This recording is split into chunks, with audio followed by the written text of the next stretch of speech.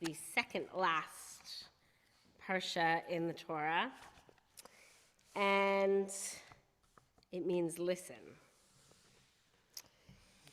And it begins with a poem, a song, Moses' last farewell song to the Israelites. And when you look in the Torah scroll, it's written in 2 columns. It looks like the tablets. And as with any poem or song, there's a lot of imagery. And in the beginning of the poem, in the first sort of section, there's a lot of water imagery, rain and dew giving life to the land. And in the second part, there are images of God as Sur Yisrael, like we just sang, Adonai Tsuri V'Goali, rock, my rock. So if we just think for a moment what these kinds of images evoke. So first think of the watery rain and dew images. What comes with that? What are we representing with rain and dew and water imagery? Providence, okay. Creation, beginnings. Fluidity. Well, I like that.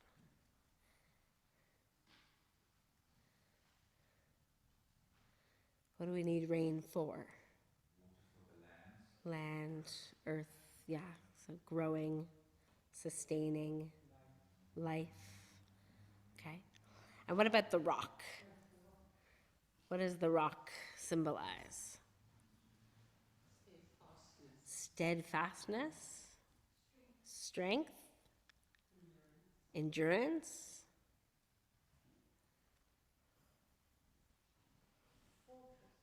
fortress, steadiness, groundedness. So we have these 2 very different images, right? And they're both, Moshe is invoking both of them in discussing God, who can be both the life-giving, sustaining, nurturing, watery God, and also the solid, enduring, strong, mighty, steady rock God. Yeah. And it's sort of interesting because we come to this parsha right in between Rosh Hashanah and Yom Kippur. And Rosh Hashanah is watery, right? Creation, somebody said, right? It's the birth of the world.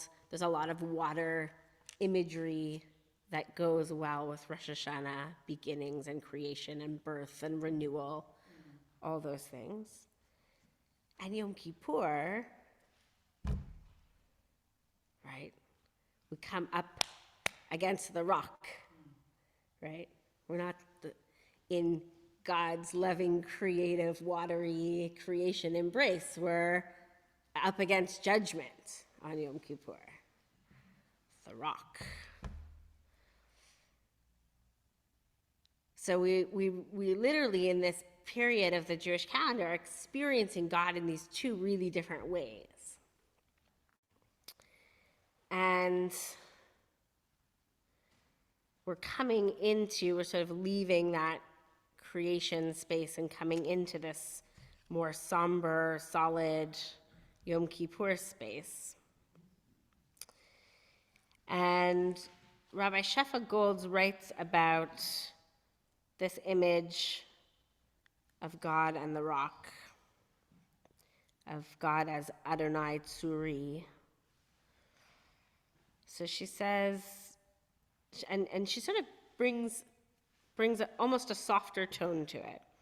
She says, through the wilderness of our lives, we're called to return again and again to the presence of God who supports us, who is the ground beneath our feet. Because of the solidity of this rock, we can stand upright. Each time we stumble, each time we fall into distraction, forgetfulness, confusion, or complacency, we can again find our bearings and push against the rock of God beneath us in order to stand upright. In fact, in Ha'azinu, upright, Jeshurun, becomes our name. So we get a new name for the Israelites in this parsha, Jeshurun, which means upright, right? So it's not just this idea of God as a rock that we kind of hit up against, this judgy rock, but this foundational rock, this rock we can rely on, that we stand on, that we lean against, that holds us upright.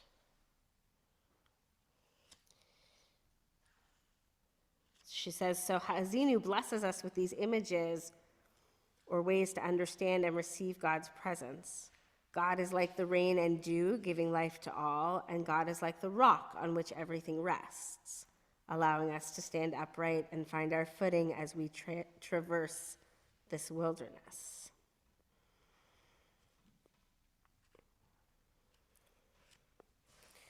It's powerful to sort of contemplate in advance of Yom Kippur. We have just a couple days to come into the day of awe with an intention of how we want to experience God, right? Our relationships with God are active, not passive. So we can actually decide which essence of God we want to encounter at any given time just by opening ourselves up to that and sort of evoking that, right? Calling upon the face of God, the aspect of God that we need in any given moment. Now I need a God that is comforting. Now I need a God that is secure. And if Yom Kippur is more the Adonai Tsuri, God my rock, we have the opportunity to think about how we want to experience that over Yom Kippur. Do we want to come in and feel judged and feel the heaviness of the rock upon us? For some, that's helpful. It helps us to get to that place that we need to go to really reckon with ourselves and the things we need to work on. Do we want to lean more into this imagery of rock that Rabbi Gold is bringing, this idea of the solid rock between our feet? And knowing that Yom Kippur is kind of grueling and long and hard and emotional, and we might feel at times like we're going to falter, and how comforting actually it could be to think that God is holding us upright through this day of judgment and renewal. It could be both. And for people who have done like Tai Chi and energy work, right, there's energy that's flowing in and energy that's flowing out at the same time, right? So we can have that heavy weight of the tzur, of judgment, and also feel that solidness beneath our feet at the same time, right? Knowing that God is weighing us and also supporting us at the same time.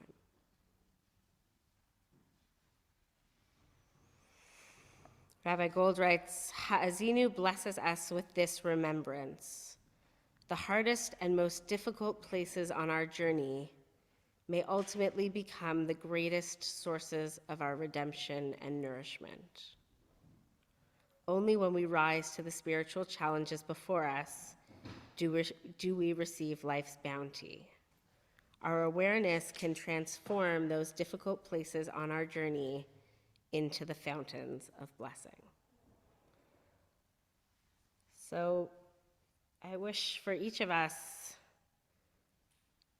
as we have a final rest in Shabbat before we move into the hard work of Yom Kippur, to feel this connection that Rabbi Gold is talking about, and to know that whatever difficulties we experience throughout Yom Kippur, those are ultimately leading us to redemption and nourishment and renewal, to the fountains of blessing. Shabbat Shalom.